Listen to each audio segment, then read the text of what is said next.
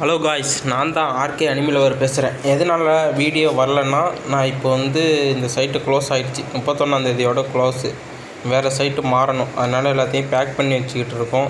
எல்லாத்தையும் பேக் பண்ணிட்டு 31ஆந்தேதி site close பண்ணிட்டு வேறு இடத்துக்கு மாறணும்.